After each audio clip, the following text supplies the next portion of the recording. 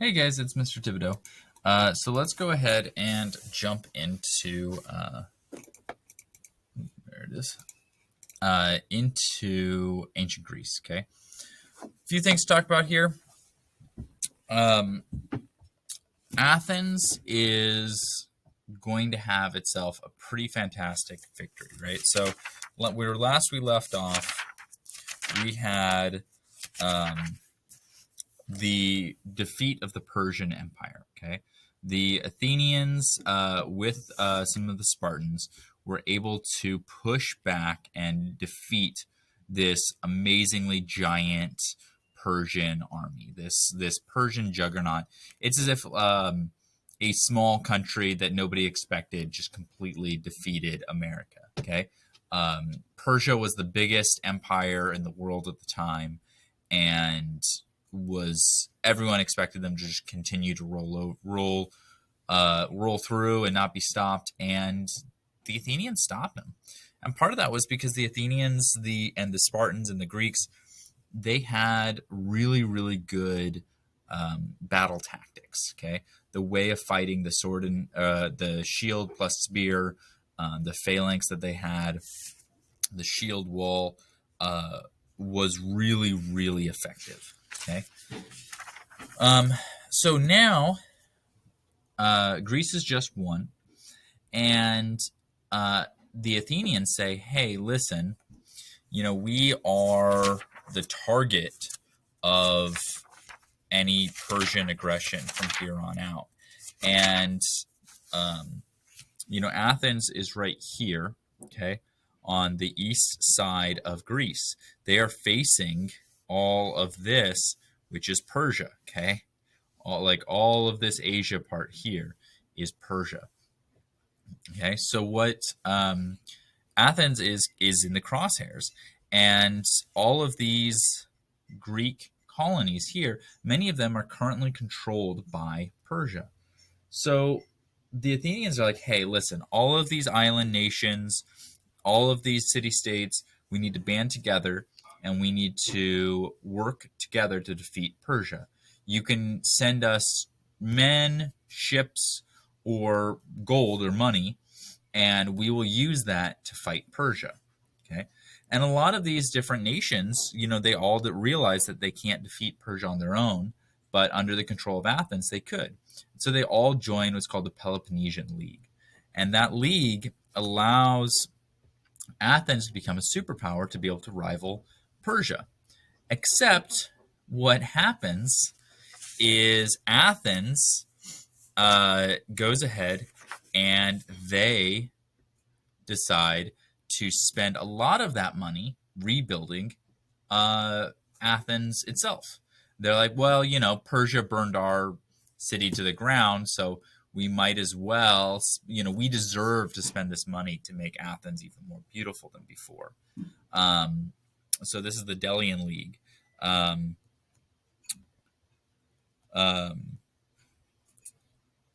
Okay, and so in the beginning, Athens, they were in control of the empire, but they at first were like, okay, we'll go ahead, we'll store the money at Delos in order to seem neutral. But because Athens kept using that money to make Athens even more beautiful and stuff like that, eventually Athens just goes ahead and says, well, we're in control of it anyway. The money might as well be stored in Athens after all. And Athens gets more and more sort of aggressive about controlling these different city-states. Now, they did use, the Delian League was successful in fighting the Persians, which they did every now and then to take back some territory. But for the most part, the Delian League decided not to really engage Persia and try and conquer Persia or take it over. All they wanted to do was just keep their own territory. And as Athens is using this money to solidify power, the Spartans are not happy with this. They do not like a strong Athens, and they do not like an Athens empire. So Sparta goes ahead and says, hey, we're not going to be part of this league. And also, if anyone wants to join us in our own league, feel free. And so it creates its own league, the Peloponnesian League. So we have the Peloponnesian League versus the Delian League. I think I misspoke and called the other one the Peloponnesian. But the Peloponnesian is the Spartans. The Delian League is the Athenians. It'll eventually be called the Athenian League versus the Peloponnesian League. Now, as we get on, I'm going to actually bounce back real quick and talk about Pericles. Pericles is a great leader, very similar to Solon in that he created a bunch of changes to the Athenian democracy. Okay, expanded limited democracy to allow all male citizens. So it's still limited. You know, women can't vote, non-citizens can't vote. But now you don't have to own land in order to be able to vote. And paid jurors, which allowed people to have more, take time off to be able to go and vote. It had a direct democracy. It was a limited direct democracy, but it was a direct democracy. Whereas here in America, we have a republic. And this is going to be my first question for you guys. I want to know, do you guys think we should have more of a direct democracy in America or stick with a representative democracy? Now, the direct democracy is where everyone gets to vote on something. If you want gun control, you yourself, everyone would get to vote on gun control. You don't vote for a politician to vote for it. You say whether or not you want it or not. If you want healthcare by the government-controlled healthcare, you yourself would get a vote on it. If you want this or that, everyone would get a vote.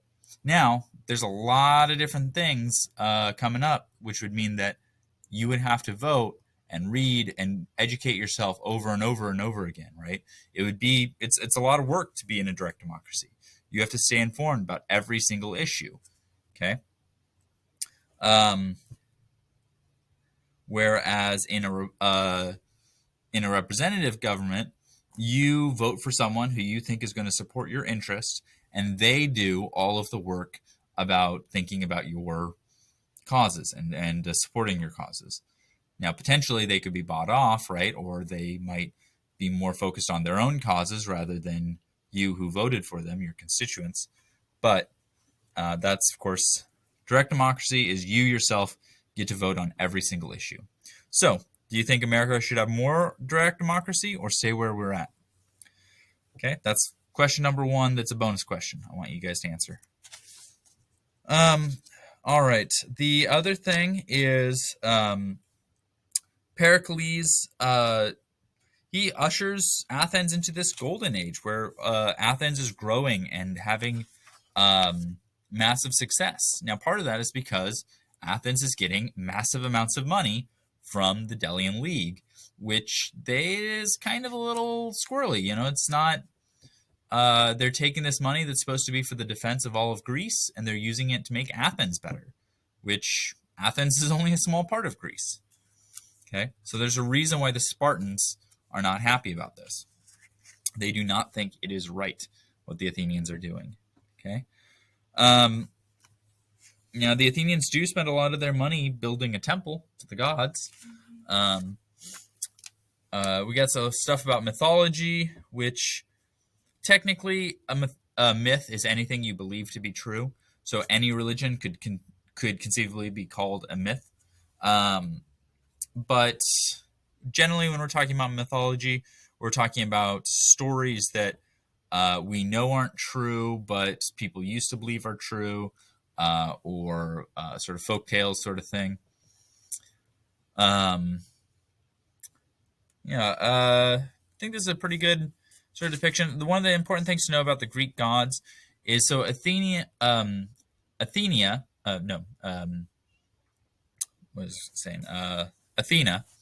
is the goddess of Athens, but she is also the goddess of war and of lies and of wisdom. Okay, Athena, this god, she isn't just the goddess of this. She exists anytime you tell a lie or any time you do something wise, she exists. Okay, she is in you. Poseidon isn't just the god of the sea; he is the sea. Okay, the sea itself is Poseidon. Zeus is not just the god of thunderbolts and lightning; he is every single thunderbolt. He is every single bolt of lightning, and he exists both as a a deity, but also as the natural world itself. So what I mean by that is if there is a bolt of lightning, that is Zeus. Okay. So that's how the Greeks kind of thought about their gods, is they were both these people who had who acted like people essentially, who were petty and who got into wars and who fought each other and who slept around and did this and did that. Rarely were the gods decent people, actually. Gods were actually kind of jerks. And if you think about it, that's kind of how the Greeks rationalized their world, right? The natural world, nature, is not always kind and benevolent. Oftentimes there's thunderstorms, there's an ocean that will sink your boats, and there's storms and drought. So if the gods are controlling all of this stuff, why do bad things happen to good people? Part of it is because the gods are jerks sometimes. Okay, that's how the Greeks thought about it. Okay, let's see. Finally, things come to a head with Sparta and Athens, and the Macedonian League. The Peloponnesian League and the Delian League finally fight each other. Sparta, okay, these purple bits are the parts that are working with Sparta. Macedonia, which often considers itself Greek, and we'll get into them. They're going to become hugely important soon. They're working with the Spartans, and that's going to be important. The Athenians, they do manage to take back their old territory from the Persians. But then the Persians kind of take a different tack. The Persians decide they don't need to invade Athens for a third time. They don't need to attack the Greeks anymore. They've lost 2 big battles against the Greeks, and it's just not worth it. What they decide to do instead is they decide that they are going to just sit back and watch. And instead of dealing with these really warlike Greeks, they're just going to let them fight each other. So they actually support both Sparta and Athens at different times in the war. The Persia actually sends money to both of these 2 city-states, these 2 leagues, to get them to fight each other. And even as Athens and Sparta are both, complaining about how there's this Persian threat and how you have to be careful about the Persians and Persia is our greatest enemy, they're fighting each other, and they're usually always accepting money from the Persian Empire. And anytime somebody gets kicked out of Athens or kicked out of Sparta, they usually always go to Persia and are welcomed there. I have a really good story about this man named Alcibiades, who I'm going to talk about later. And he has a really just fantastic story. It's crazy interesting what happens with Athens, or what happens with Alcibiades. And so we're going to talk about that later. This war between Sparta and Athens was the best thing for the Persian Empire. Okay. These wars, Athens generally, in the beginning at least, had the strongest sea power, and Sparta had the strongest land power. And so they really were kind of at odds with each other. Eventually, Sparta is going to figure out how to make really good boats and is going to win a lot of naval fights.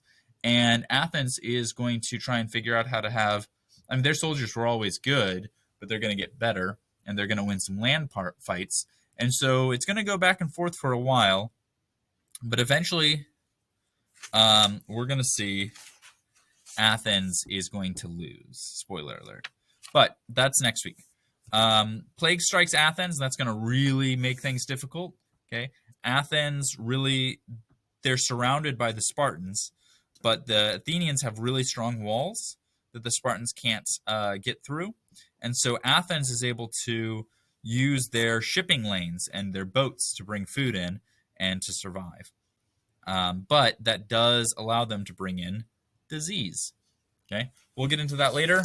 For that is the end. I just want that one question about direct democracy. Oh, actually, one more question. Would you guys rather be a part of Sparta or part of Athens? Oh, I asked that last time.